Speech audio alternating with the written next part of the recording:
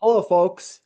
Today we're going to take a look at the legendary career of Warren Buffett, who today, Tuesday, December 31st, 2025, is officially retiring as the CEO of Berkshire Hathaway after a 60-year run on this company. And there's a lot that we can learn as investors about the career of Warren Buffett. So here are some of the details.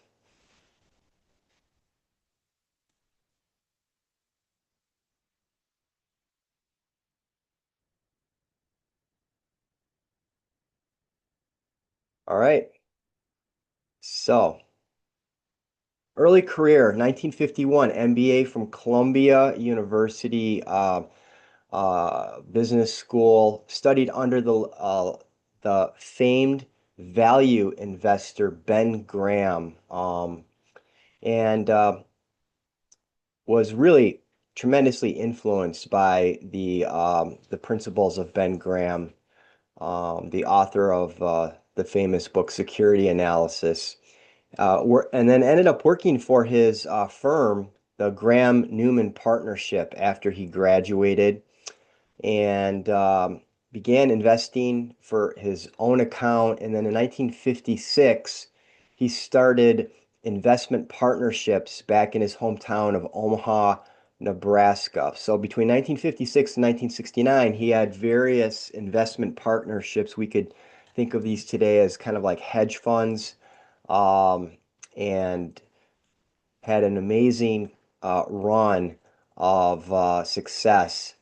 And in 1959, he meets his what turned out to be his investing partner, and you know, kind of like consultant for investments, and Charlie Munger, and that had a huge influence on his career, taking him away from the strict value investing line of thinking that Ben Graham had to more of a growth oriented and a quality oriented investor. All right, so Berkshire Hathaway, when Warren Buffett purchased shares and for the first time in Berkshire Hathaway, it was simply a struggling textile manufacturing firm that was on the way down, okay? And $16 a share, and was accumulating shares for the Buffett partnerships that he was managing. And then in 1965, he actually took over the voting control of Berkshire Hathaway, had a little disagreement with the then president, Seabury Stanton, and kind of like took control of the company and fired the guy and put in his own guy. And at that point in time, Berkshire Hathaway was $19 a share. Okay, keep that in mind because we're going to see what has happened since then. 1967 began to take earnings from the Berkshire Hathaway textile mill business, and began to redirect those to other types of investments, such as making a purchase of his first insurance company, the National Indemnity Insurance Company, 1967. Stock market was really flying high in the late 1960s. There was a lot of economic stimulus. A lot of that economic stimulus had to do with kind of like social programs that were being pushed forward.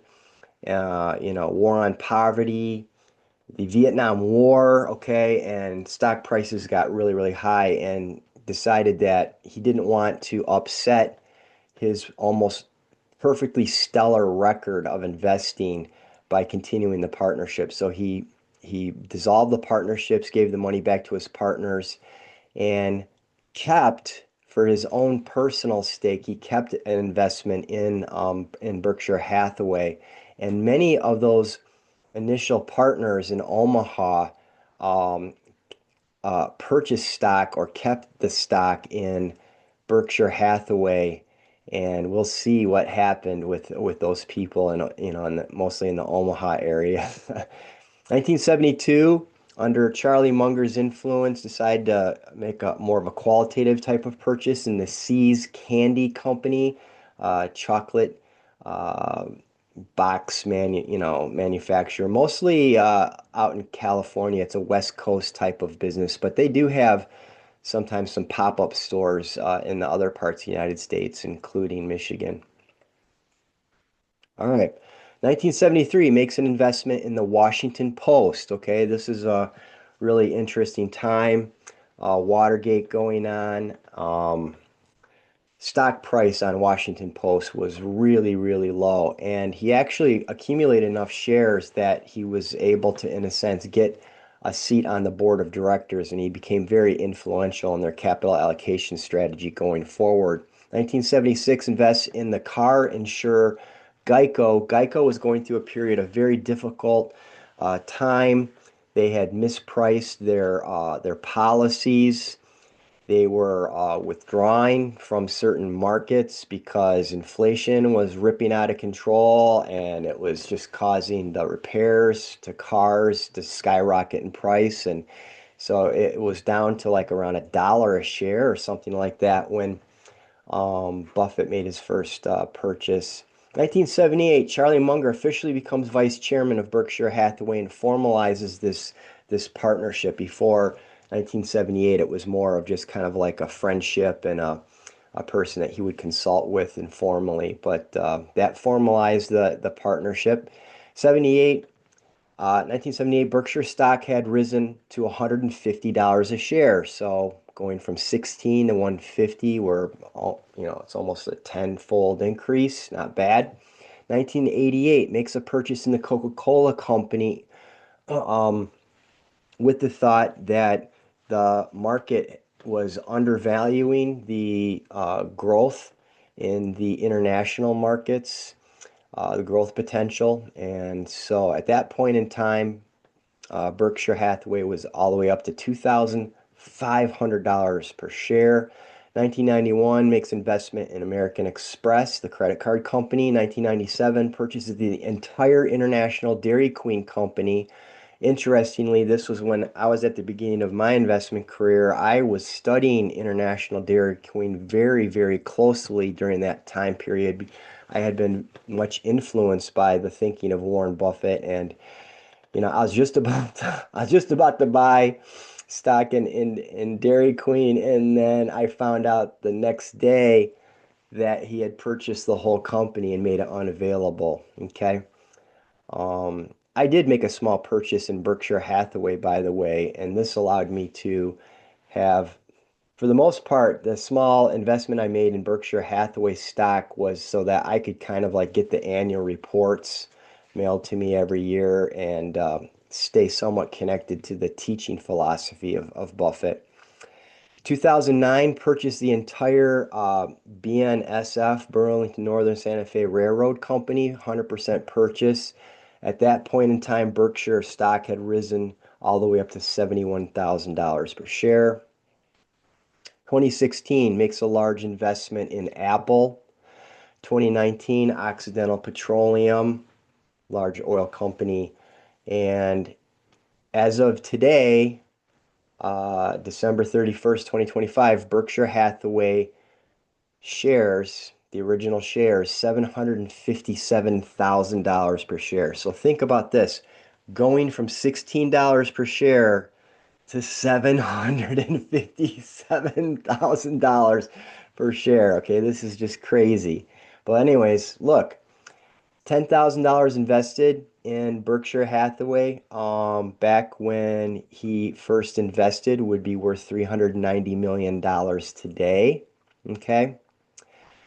And the career investment return average over that 60-year span works out to be about 20% per year on average, compared to 9% for the S&P 500.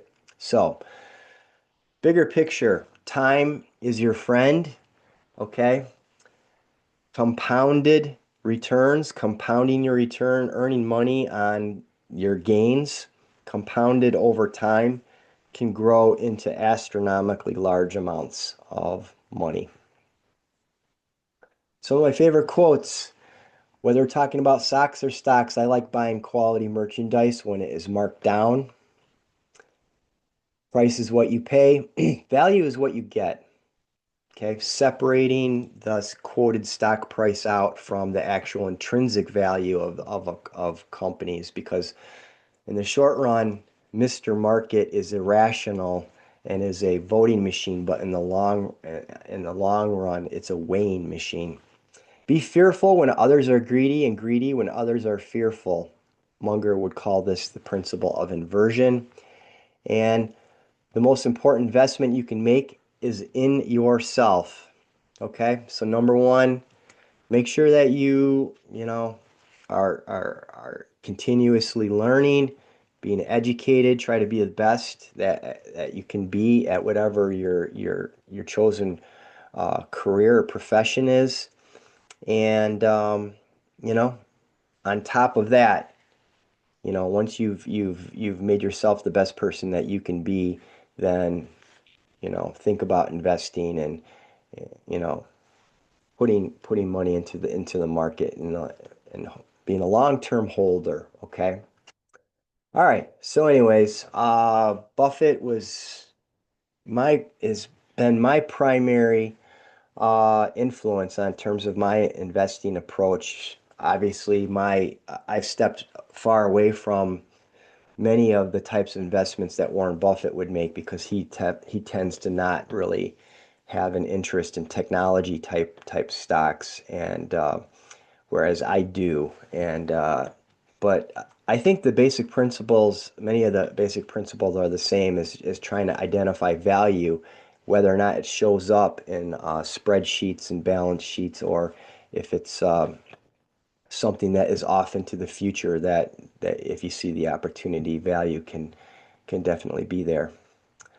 So, congratulations to Warren Buffett, and I wish you the best in your retirement. I am going to miss reading your chairman's letters every year. I'm going to miss seeing you on CNBC and watching you conduct your annual meetings that have been streamed over the internet. Um, so, thanks. All right, that's all for Top of Funnel for today. I'm Jeff Whitaker. Thanks for tuning in.